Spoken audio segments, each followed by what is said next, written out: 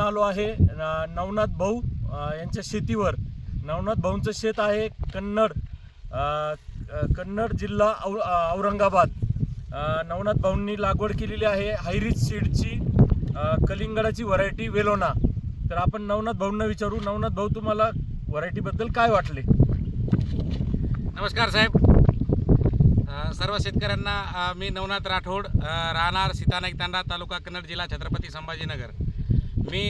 मला ह्या कंपनीच्या साहेबांनी, जे की चव्हाण साहेब म्हणून माझ्याकडे आले होते, त्या साहेबांनी मला ह्यावर्षी आमच्या या शेतामध्ये लागवड करण्यासाठी त्यांचा जो प्लॉट होता तो विलोना ह्या हायरिच सीडचा विलोना ही जात त्यांनी मला लागवड करायला दिली होती.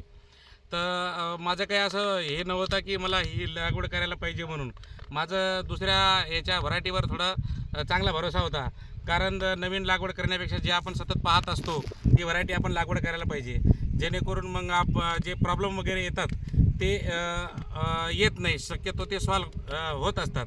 परंतु साहेबांनी सांगितले चांगली जात आहे, तुम्ही एक वेळेस लागवड करून बघा आणि लागवड करत असताना नक्कीच तुम्हाला याचं बेनिफिट मिळेल. तर सर, मी जी आहे तर 1 नोव्हेंबरला याची लागवड आपण आपल्या या क्षेत्रामध्ये केली.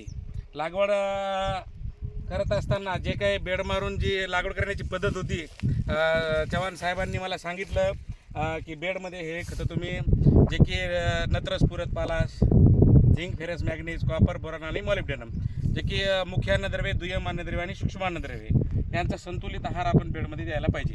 साहेबांनी सांगितल्याप्रमाणे मी संतुलित आहार आपल्या या संपूर्ण बेडमध्ये टाकलं. त्याबरोबर निंबोळी टाकली, थोडं सल्फर टाकलं, सर्व टाकून बेड एकदम भरून घेतले. त्याच्यानंतर तुमचं मल्चिंग वापरून घेतलं आणि 1 नोव्हेंबर 2023ला आपण ही जी विलोना जी जात होती टरबुजाची, ती आपण आपल्या या क्षेत्रामध्ये 35 गुंठ्यामध्ये आपण फक्त 5000 प्लांट लागवड केली.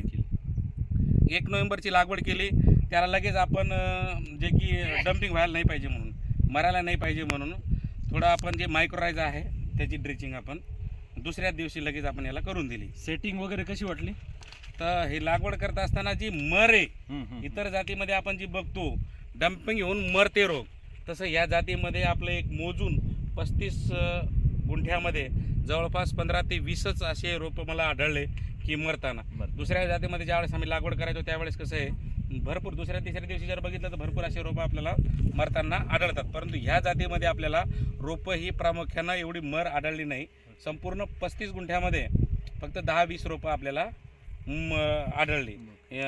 त्यामुळं ही एक त्यावेळेस मला तिथं थोडा प्रतिसाद चांगला वाटला की ही जात चांगली आहे, कारण मर लागण झाली नाही. त्याच्यानंतर लागवड केल्यानंतर जसं रोग वगैरे दुसऱ्या, चौथ्या दिवशी, 5व्या दिवशी आपल्या त्याच्यानंतर आपण बेनिव्याचा स्प्रे घेतला.